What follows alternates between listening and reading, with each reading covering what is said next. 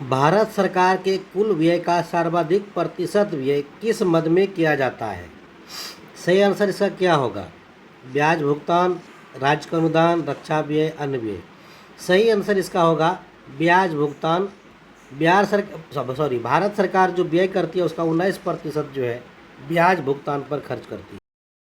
उधार एवं देयताएं तथा अन्य प्राप्तियों को किसमें शामिल किया जाता है? पूंजीगत प्राप्तियों में, पूंजीगत व्यय में, राजस्व प्राप्ति में, गैर राजस्व में। किसमें? देखिए, उधारी और अन्य देयताएं जो है ना वो पूंजीगत प्राप्ति में शामिल किया जाता है। सही आंसर इसका क्या होगा? ए होगा। सही आंसर पूंजीगत प्राप्ति में शामिल किया जाता है। देखिए, राजस्व प्राप्ति में किसको शामिल किया जाता है? किसमें? राजस्व प्राप्ति में किसको शामिल किया जाता है? यहाँ पर किसको शामिल किया जाएगा राजस्व प्राप्ति में? कर राजस्व, गैर कर राजस्व, पूंजीगत प्राप्तियाँ, कर राजस्व व्यय। देखिए क्या होता है, राजस्व प्राप्ति में ये जो कर राजस्व और गैर कर है दोनों शामिल किया जाता है, A+B। सवाल है, राजकोषीय घाटा कैसे प्राप्त किया जाता है? राजकोषीय घाटा कैसे प्राप्त किया जाता है? ए नंबर कर राजस्व प्लस गैर कर राजस्व प्लस स्थापना एवं प्रतिबद्ध व्यय। बी है कुल व्यय माइनस राजस्व प्राप्तियाँ, ऋणों की वसूली प्लस अन्य प्राप्तियों का योग। सी नंबर कुल व्यय, राजस्व व्यय, ऋणों की वसूली और अन्य प्राप्तियों का योग। डी है राजस्व प्राप्तियाँ तथा कुल राजस्व। सही आंसर क्या होगा? देखिए, राजकोषीय घाटे का मतलब होता है सरकार का कर्जा, और कर्जा निकाला जाता है वो कुल व्यय में राजस्व प्राप्तियाँ, ऋणों की वसूली और अन्य प्राप्तियाँ जो है उसके जोड़ को घटा दिया जाता है। सही आंसर इसका क्या होगा? सही आंसर बी होगा। हालांकि भारतीय अर्थव्यवस्था में द्वितीयक क्षेत्र में सर्वाधिक योगदान किसका है? द्वितीयक क्षेत्र में, सेकेंडरी सेक्टर में सर्वाधिक योगदान किसका है? किसका है? यहाँ पर है विनिर्माण, निर्माण, खनन एवं उत्खनन और कृषि। तो देखिए, खनन उत्खनन तो प्राइमरी सेक्टर हो गया। विनिर्माण और जो ये है निर्माण है, किसका योगदान सर्वाधिक है? ये सभी आंसर है ए, विनिर्माण का सर्वाधिक योगदान है। किसका? विनिर्माण। 15वें वित्त आयोग की अनुशंसा किस अवधि के लिए है? जी हाँ, 15वां फाइनेंस कमीशन, 15वां वित्त आयोग किसके लिए है? देखिए, 15वां वित्त आयोग की अनुशंसा जो है इसका सही आंसर क्या होगा? कोई बताइए। 21, 26, 20, 25, 25, 30, 24, 19। तो 15वां वित्त आयोग की अनुशंसा जो है किस अवधि के लिए लागू हुई थी? तो इसका सही आंसर है 21 से 26 के लिए। 15वां वित्त आयोग 21 से 26 के लिए लागू की गई थी। 16वें वित्त आयोग, जी हाँ, 16वें वित्त आयोग के अध्यक्ष किसको बनाया गया है? विजय केलकर, अरविंद पनगड़िया, रंजनम पांडे, NK सिंह। तो इसका सही आंसर है डॉक्टर अरविंद पनगड़िया को। सही आंसर क्या है? अरविंद पनगड़िया। विजय केलकर जो है 13वां वित्त आयोग का अध्यक्ष था। NK सिंह 15वां वित्त आयोग का अध्यक्ष था। और 14वां जो है YV रेड्डी था। YV रेड्डी। ये रंजनम पांडे जो है ये सचिव है 16वां वित्त आयोग का। तो सही आंसर इसका क्या होगा? अरविंद पनगड़िया 15वें वित्त आयोग के अध्यक्ष हैं। प्रश्न को देखते हैं कि 16वें वित्त आयोग का अध्यक्ष किसे बनाया गया है? पहला है विजय केलकर, अरविंद पनगड़िया, रंजनम पांडे, NK सिंह। सही उत्तर इसका क्या होगा? सही उत्तर है 16वें वित्त आयोग का जो अध्यक्ष है वो है अरविंद पनगड़िया। विजय केलकर 13वां वित्त आयोग का अध्यक्ष था। NK सिंह 15वां वित्त आयोग का अध्यक्ष था। रंजनम पांडे 16वां वित्त आयोग का सचिव है। और 14वां वित्त आयोग जो है वो था YV रेड्डी। कौन था? YV रेड्डी। अच्छा, उसके बाद नेक्स्ट चलते हैं कि 16वें वित्त आयोग की अनुशंसा किस अवधि के लिए लागू होगी? सही आंसर है 26 से 31, 20, 25, 25, 30, 24, 19। सही आंसर क्या होगा? 16वां वित्त आयोग की जो अनुशंसा होगी वो 26 से 31 के लिए लागू होगी। 26 से 31 के लिए। बिहार के आर्थिक सर्वेक्षण 23-24 के अनुसार बिहार की GDP में प्राथमिक क्षेत्र का योगदान कितना है? जी हाँ, बिहार की GDP में यानी GSDP of Bihar, GSDP of Bihar में प्राइमरी सेक्टर का रोल कितना है? 15%, 19.97%, 59%, 66%। सही आंसर इसका क्या होगा? सही आंसर होगा 19.97%। यानी कि लगभग 20%, यानी लगभग 20% जो है बिहार के जीडीपी में प्राइमरी सेक्टर यानी कृषि और उससे संबंधित क्षेत्रों का योगदान है।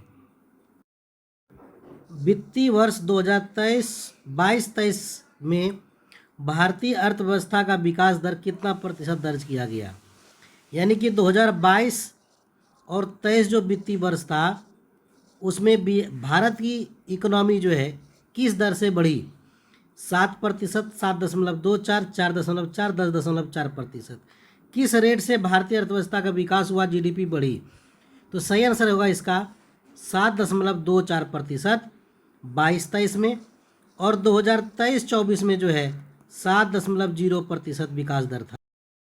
वर्तमान मूल्य पर वित्तीय वर्ष 24-25 में बिहार का सकल राज्य घरेलू उत्पाद कितना होने का अनुमान है?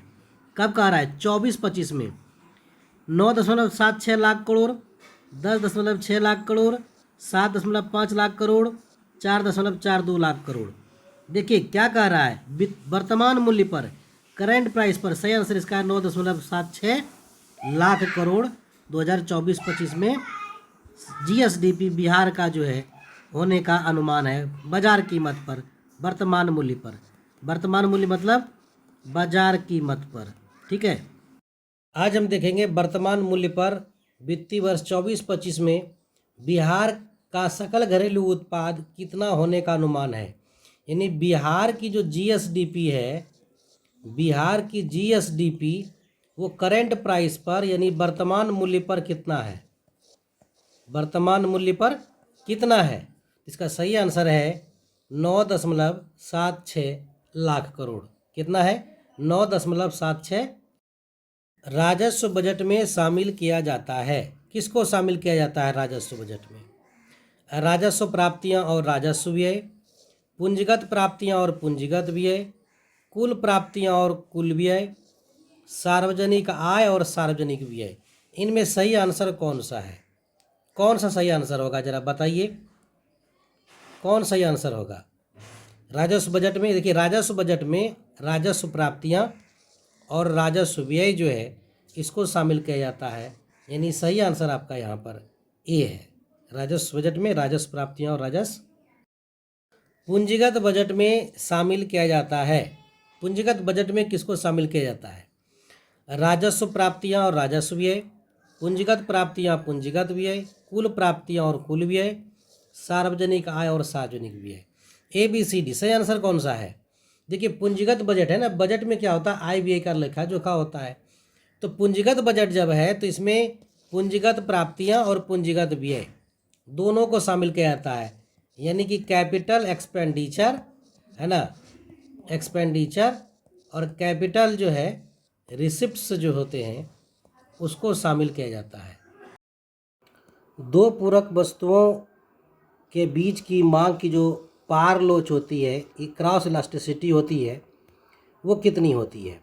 क्रॉस इलास्टिसिटी कितना होगा किसमें? कॉम्प्लीमेंट्री गुड्स के मामले में।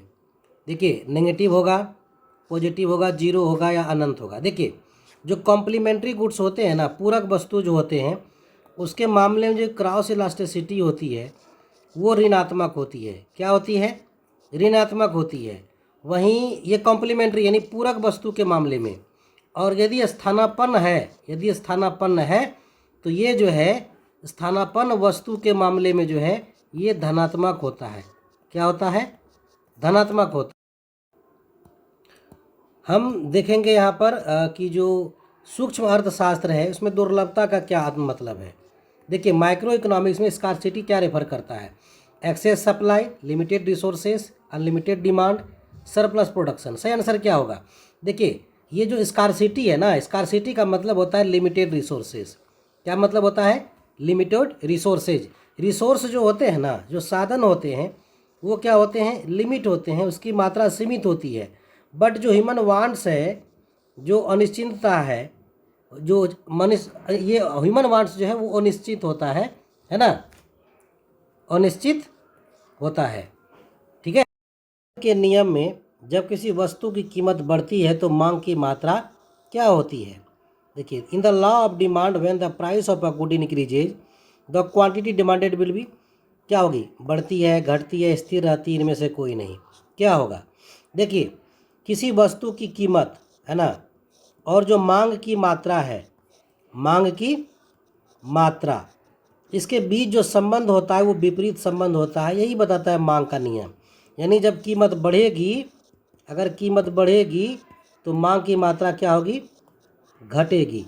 अगर यह कीमत में कमी होगी, है ना, तो मांग की मात्रा में क्या होगी? वृद्धि होगी। तो इसका सही आंसर क्या होगा बताइए? कि कीमत बढ़ती है तो मांग की मात्रा क्या होगी? घटती है। बी नंबर सही आंसर होगा। ठीक है। भारतीय अर्थव्यवस्था में सर्वाधिक योगदान किस क्षेत्र का है? जी हाँ, हम यहाँ पर देख रहे हैं कि भारतीय अर्थव्यवस्था में सर्वाधिक योगदान किस क्षेत्र का है। तो किस क्षेत्र का सर्वाधिक योगदान है?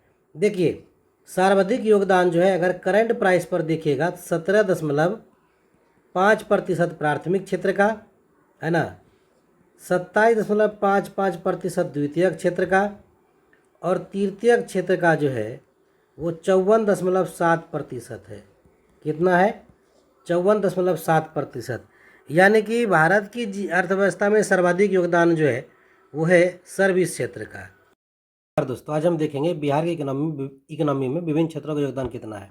देखिए, जो 19-20 का अगर बात करेंगे तो प्राथमिक क्षेत्र का 20% योगदान था, सेकेंडरी का भी 20% और सर्विस सेक्टर का 60%।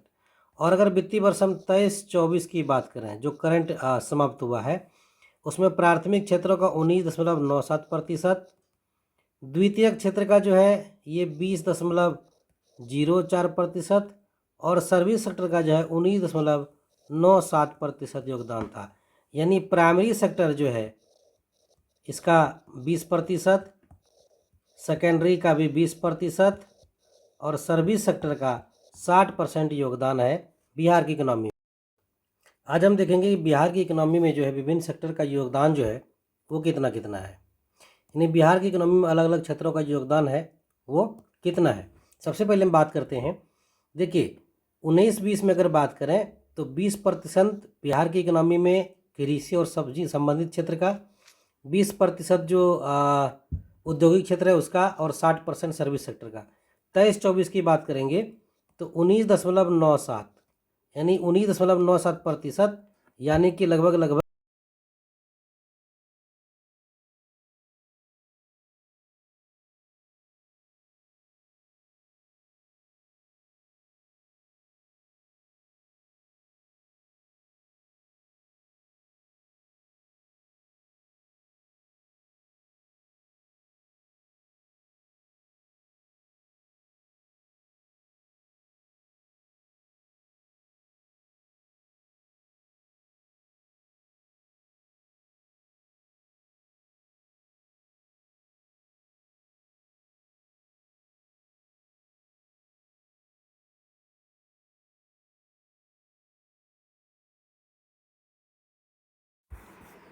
साथियों नमस्कार, वेलकम। देखिए, आज जो हम देखेंगे वो देखेंगे देश के जो बड़े राज्य हैं वहाँ जो जीएसडीपी की वृद्धि दरें हैं वो कितनी है ना। तो सबसे पहले देखिए, यहाँ हम बिहार का दिखाते हैं। बिहार के जीएसडीपी की जो वृद्धि दर है वो 10.6% है। कितना है? 10.6%। और पिछले कुछ वर्षों का भी हिसाब है यहाँ। 18-19 में 10.9, 19-20 में 4.4, 20-21 में -7.4, 21-22 में 8.5 और 22-23 में 10.6। यानी ये लास्ट डेटा जो 22-23 का है वो 10.6 का है। यानी वर्तमान में बिहार का विकास दर 10.6 है। साथियों नमस्कार, आज हम देखेंगे बिहार में सबसे अमीर ज़िले और सबसे गरीब ज़िले कौन हैं। देखिए, बिहार में अगर सबसे अमीर ज़िले की बात करें, यानी प्रति व्यक्ति सकल राज्य घरेलू उत्पाद अधिक है, तो पटना, बेगूसराय, मुंगेर। और सबसे कम की बात करें तो शिवहर, अररिया और सीतामढ़ी है ना। पटना का सबसे अधिक आय है 1,14,541, और सबसे कम जो है यहाँ शिवहर का है 18,980 रुपया। वहीं पर पटना जहाँ सबसे अमीर ज़िला है, वहीं शिवहर सबसे गरीब ज़िला है। साथियों नमस्कार, स्वागत है आप सभी का। आज हम देखते हैं कि बिहार सरकार का जो सरकारी व्यय है किस मद में कितना खर्च होता है। देखिए, अगर वर्तमान समय में बात करें 2022-23 के वित्तीय वर्ष की बात करें, जो बिहार सरकार ने भी जिक्र किया है, उसमें सबसे अधिक सेवा खर्च जो है सामाजिक सेवाओं पर है 38.1%। उसके बाद सामान्य सेवाओं पर 24.2%। उसके बाद तीसरे नंबर पर आर्थिक सेवाएं हैं 17.1% और पूंजीगत व्यय पर 13.6 यानी लगभग 14% मान लीजिए। लोक ऋण यानी कर्जा लौटाने पर 6.2% और ऋण एवं अग्रिम पर जो है 0.9%। यानी बिहार सरकार सबसे अधिक खर्च करती है सामाजिक सेवाओं पर, उसके बाद सामान्य सेवा, उसके बाद आर्थिक सेवा, उसके बाद पूंजीगत परिव्यय पर खर्च करती है। आज हम देखेंगे भारत में सबसे अधिक जन्म दर जो है यानी बर्थ रेट जो है वो कहाँ है। सबसे अधिक बर्थ रेट कहाँ है, किस राज्य में है। तो सबसे पहले मैं आपको बता दूं बर्थ रेट के बारे में कि देखिए सबसे अधिक बर्थ रेट जो है आपको मिलेगा कहाँ। ये देखिए बिहार में कितना है 25.5। कितना है बिहार में बर्थ रेट 25.5। उसके बाद जो है आप आ जाइए उत्तर प्रदेश यूपी में कितना है 25.1। यूपी के बाद आ जाइए आप मेघालय 22.9 है ना। और फिर इसके बाद जो है छत्तीसगढ़ है 22 है ना। झारखंड है ये भी 22 है। तो सबसे अधिक मध्य प्रदेश है 24। तो सबसे अधिक भारत में सबसे अधिक बर्थ रेट जो है वो किसका है, कहाँ है, वो है बिहार में 25.5%। तो आज हम देखेंगे कि भारत में जो है भारत में जन्म दर, मृत्यु दर और जो इन्फेंट मोर्टेलिटी रेट है वो कितना है। देखिए भारत में जो जन्म दर है वो है 19.5 प्रति हज़ार यानी 1000 पर 19.5 और मृत्यु दर है 7.2। ये पहले 10 में था और अब ये है 6 यानी 1000 पर 6। और शिशु मृत्यु दर जो है IMR जो है इन्फेंट मोर्टेलिटी रेट जिसको कहते हैं वो अभी है 28 यानी 1000 बच्चों जन्म जो लेते गए 1 साल से कम उम्र के उनमें 28 बच्चों का निधन हो जाता है। तो जन्म दर 19.5, मृत्यु दर 6 और IMR इन्फेंट मोर्टेलिटी रेट 28 है।